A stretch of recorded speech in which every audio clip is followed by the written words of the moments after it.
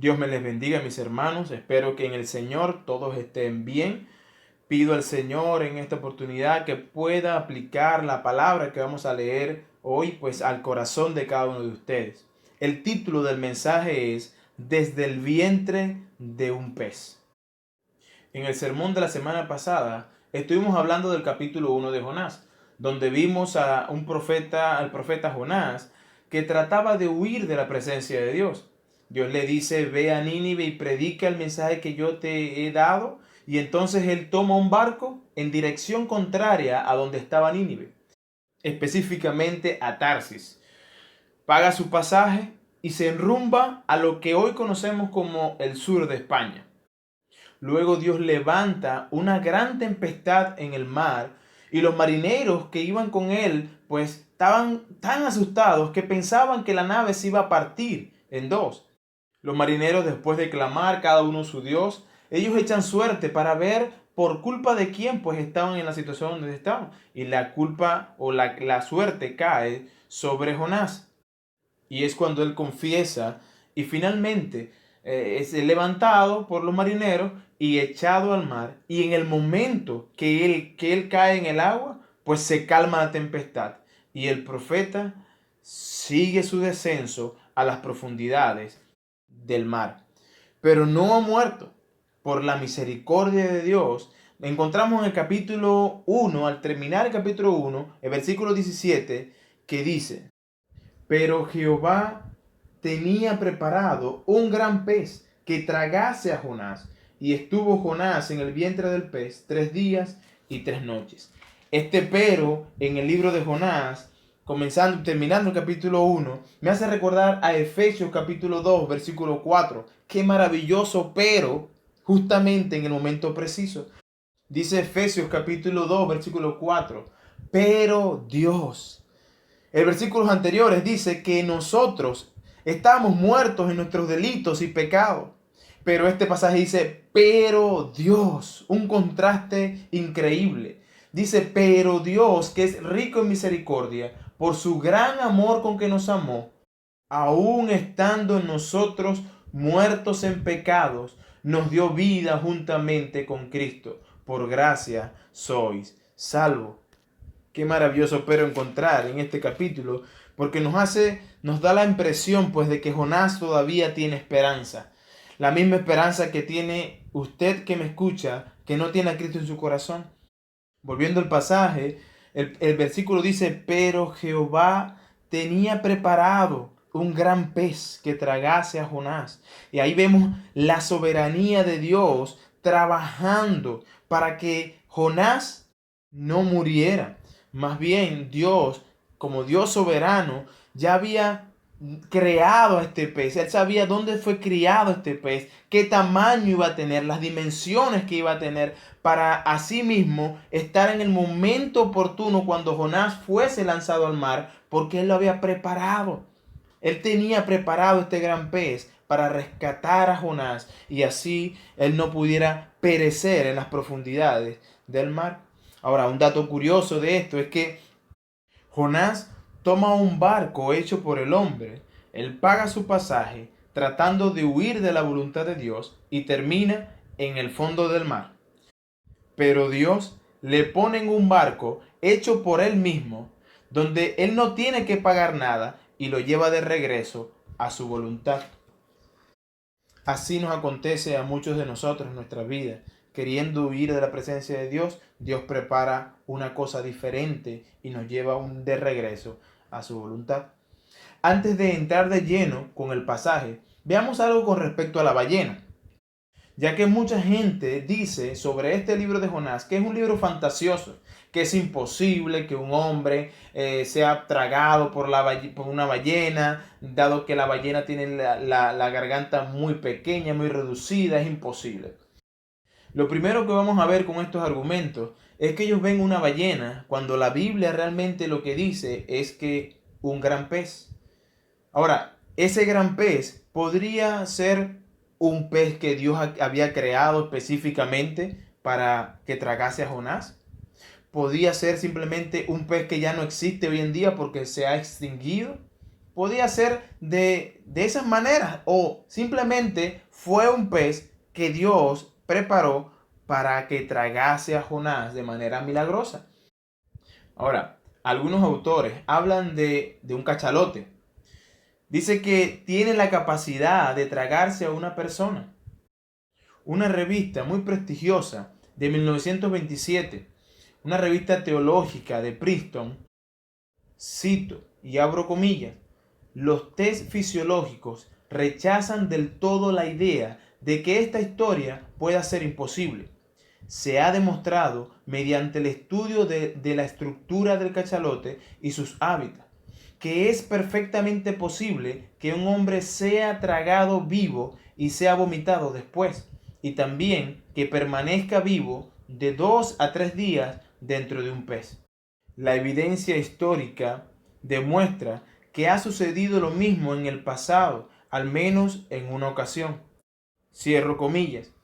A lo que ellos se refieren con una ocasión es a la historia de 1891, cuando un marinero del ballenero Star of the East, pescando en las Islas Malvinas, dice que tuvieron un encuentro con uno de estos cachalotes y el marinero James Barley cayó al agua. Sus compañeros trataron de ayudarle, pero le dieron por muerto. Hasta que 2 días después sacaron a un gran pez, el cachalote, y subiéndolo al barco empezaron a despedazarle, a quitarle toda su piel.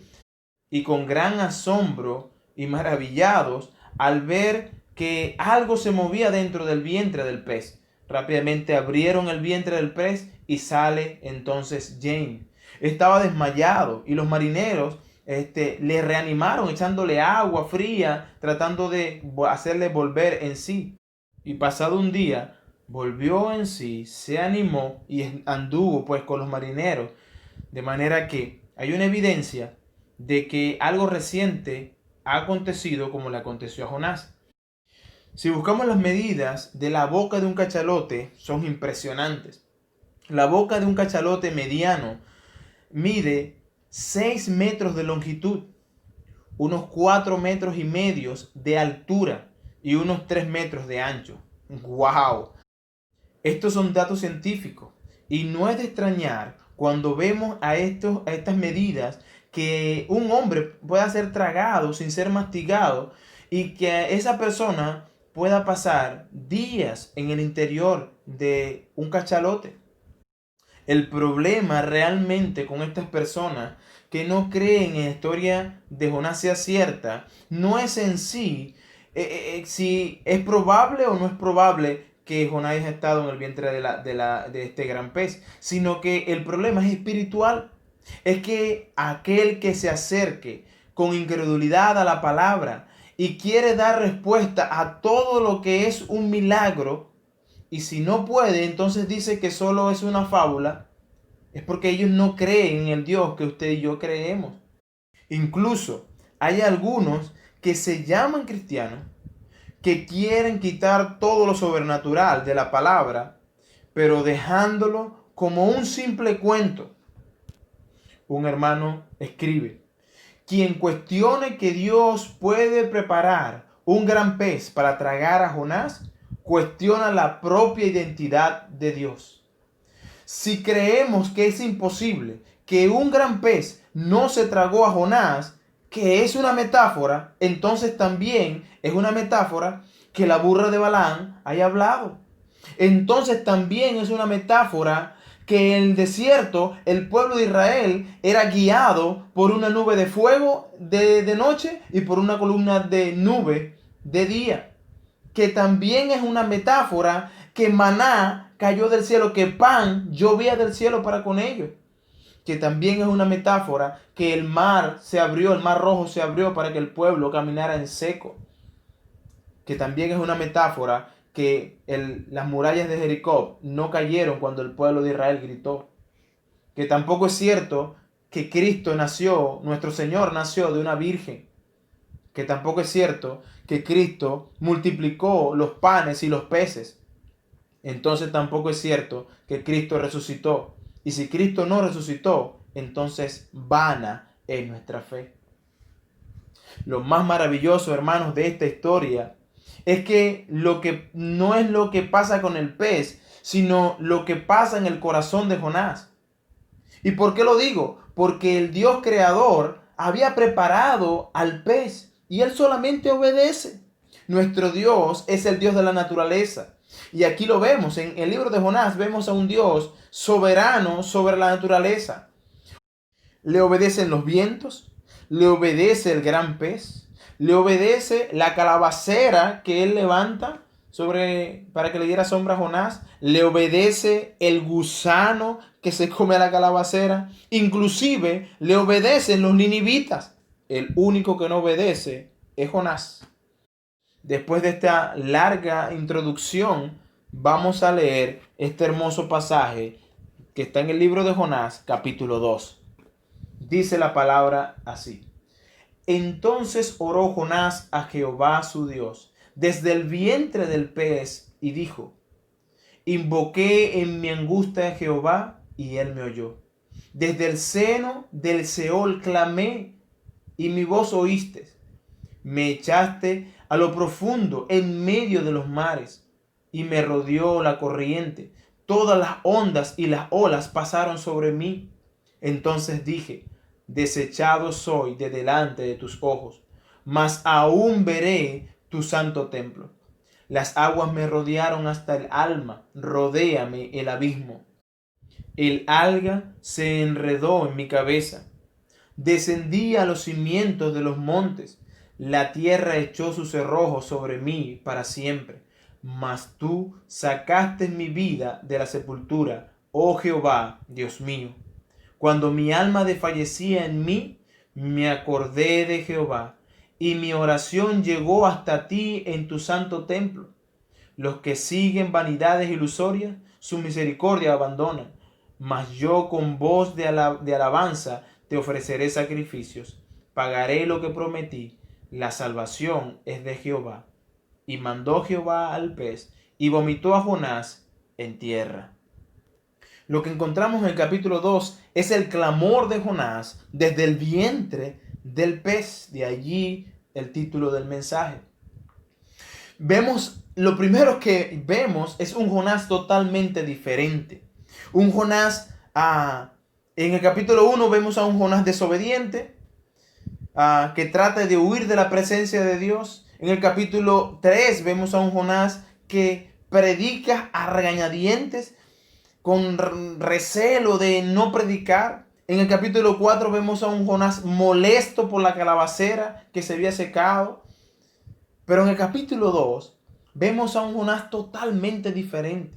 No conocemos a este Jonás. Si solamente llegásemos al capítulo 2 y leyéramos el capítulo 2, encontraríamos a una persona totalmente diferente a la que le vemos en los otros capítulos. Jonás, al igual que el hijo pródigo, cuando está en su peor momento, el hijo pródigo recapacita. Cuando está comiendo las algarrobas, aquellas sobras que le daban a los cerdos, es cuando él recapacita en su peor momento y se levanta y dice, e iré a mi padre.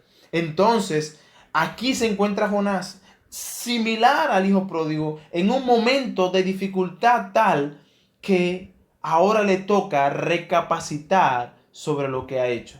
Lo que vemos aquí es la alabanza de Jonás por haberle salvado. Fíjense cómo dice el versículo 2. Y dijo, invoqué en mi angustia a Jehová y él me oyó. Desde el seno del Seol clamé y mi voz oíste. Es como si Jonás estuviera dándole gracias a Dios por salvarle. Pero notemos desde dónde Jonás está haciendo esta oración. El versículo 1 dice que estaba desde el vientre del pez, es que él está orando. Ahora, hermanos, el hecho de estar en el vientre del pez, y piense un momento conmigo, si usted está en un lugar fuera, respirando aire, viendo la claridad del sol y estando en completa control de su cuerpo, y luego aparece en el vientre de un gran pez donde solamente hay oscuridad, donde no puedes moverte, donde estás limitado, ¿cómo puedes dar gracias a Dios estando en esa condición. Jonás da gracias a Dios porque ese gran pez le está salvando la vida. Porque el hecho de estar ahí en el vientre de la ballena era algo bueno para Jonás. ¿Por qué era algo bueno? Porque cuando Jonás cayó del barco al mar, Jonás se estaba ahogando. Y si usted ha experimentado por algún momento la asfixia porque se tomó algo que le trancó la respiración y no puede respirar, usted puede saber lo desesperante que es estarse ahogando. Bueno, ahí estaba Jonás tratando de nadar un poco para salir de la situación en la que se encontraba. Pero miren cómo lo dice en el versículo 3. Él dice, me echaste a lo profundo y en medio de los mares y me rodeó las corrientes. Todas tus ondas y tus olas pasaron sobre mí. Él está describiendo lo que él estaba aconteciendo cuando estaba cayendo. Él está cayendo y él siente que las olas vienen sobre él, una sobre otra, y no sabe, no puede hacer más nada. Él se considera muerto. Incluso él dice en el versículo 2 que él clamó desde el Seol. Quizás el versículo 5 nos ayude un poco más. Dice, las aguas me rodearon hasta el alma, rodéame el abismo. El alga se enredó en mi cabeza. Realmente Jonás estaba yendo tan profundo que él lo que veía era oscuridad en el mar, oscuridad, oscuridad y oscuridad. Jonás probablemente luchó para no ahogarse, luchó con las olas, pero cuando ya no pudo más, se sintió sepultado en las profundidades del mar. Pero aunque él sabía que ya estaba desfalleciendo y que iba a morir, fíjense la confianza que Jonás tuvo en el futuro que él tenía seguro. Véase el versículo 4 donde dice, entonces dije, desechado soy de delante de tus ojos, mas aún veré tu santo templo. Aunque Jonás se ha portado mal, él sabe que la salvación no depende de lo que él haya hecho, sino de lo que Dios ha hecho por él. Él está convencido de que verá a su santo templo. Ahora, por otra parte, aquí vemos a un Jonás alabando a Dios desde el vientre del gran pez. Y es un Jonás tan diferente al Jonás del capítulo 1. Aquí está un Jonás obediente, que ama profundamente al Señor, que busca su rostro, que anhela la presencia del Señor. Entonces, lo que vemos aquí es que cuando Jonás está en su peor momento, cuando lo está pasando más feo, es cuando más se parece a lo que Dios quiere que él sea. ¿Sí lo nota aquí conmigo? ¿Lo nota en el pasaje? Un Jonás del capítulo 1 que no quiere, que busca desaparecer de la presencia de Dios. Y ahora aquí vemos un Jonás clamando a Dios, buscando el rostro de Dios. Un Jonás que anhela la presencia de Dios. Lo mismo nos acontece a nosotros. En medio de la aflicción, cuando más feo está la situación, es cuando anhelamos buscar su rostro, es cuando queremos leer la palabra, es cuando queremos estar más tiempo de oración. Comienza en el capítulo 2 y Jonás clama a Dios. Pero nosotros nos cuesta ver esto de Jonás porque en el capítulo 1 todos claman a Dios. Inclusive estas personas que no creían en Dios terminan clamando a Dios verdadero. Pero Jonás no lo vemos clamando. Era allí donde Jonás tenía que clamar. Pero no lo vemos haciéndolo allí, en su momento más tranquilo, sino lo vemos en el vientre del pez, donde todo está oscuro, donde las capacidades de Jonás están limitadas. Es allí donde Jonás clama. Fíjense lo que dice el versículo 7. Cuando mi alma desfallecía en mí, me acordé de Jehová, y mi oración llegó hasta ti en tu santo templo. Es en medio de la aflicción que Jonás clama, cuando está limitado, cuando todo está oscuro. ¿Estás tú en el vientre del pez? ¿Qué estás haciendo cuando estás en el vientre del pez? ¿Estás confiando en Dios? Es posible que Dios haya levantado un pez y haya preparado un gran pez donde te encuentras ahora mismo. Y si estás allí, no es para tu desgracia, sino para que más bien nos volvamos a Dios en gracia, en acción de gracia, porque éste está tratando de llevarnos a su voluntad. Y ese gran pez, sea cual sea la situación que usted esté atravesando, es solo un instrumento que Él está usando de redención. Miremos cómo lo dice Jonás en el versículo 6. Descendí a los cimientos de los montes. La tierra echó sus cerrojos sobre mí para siempre. Mas tú rescataste mi vida de la sepultura. Oh Jehová, Dios mío. Él está consciente de lo que está pasando a su alrededor. Por eso él puede clamar. Él está viendo cómo Dios hizo lo que hizo solo para hacerle recapacitar, hermanos. Cosas que pasan en nuestra vida, Dios las hace. Es Dios quien envía ese gran pez para simplemente hacernos recapacitar. Y vemos en el versículo 8 y 9 a un profeta real, a ese profeta que debería haber sido Jonás desde el primer capítulo. Pero fíjese cómo Jonás se expresa ahora. Los que siguen, versículo 8, los que siguen vanidades ilusorias, sus misericordias abandonan. Este Jonás hablando, esa iba a ser una tremenda predicación si él decía eso cuando estaba en el bote con los marineros que eran paganos y que estaban clamando a otros dioses. Vemos cómo el instrumento que Dios ha usado ha cambiado la vida de Jonás. Fíjense cómo se expresa en el versículo 9. Qué maravilloso escuchar a un Jonás en la situación peor, en la peor situación de su vida. Y él dice, mas yo con mi voz de alabanza te ofreceré sacrificio, pagaré lo que prometí. Este es Jonás hablando ahora desde el vientre de la ballena como instrumento de Dios que está usando para hacer sacar a ese Jonás que Dios quiere.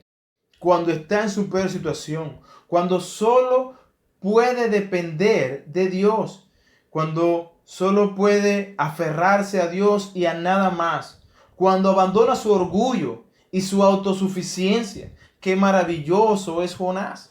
Y qué maravillosos somos nosotros, hermanos, cuando estamos en la misma situación que Jonás, cuando solo dependemos de el Dios de toda gracia. Podemos confiar en esa gracia de Dios.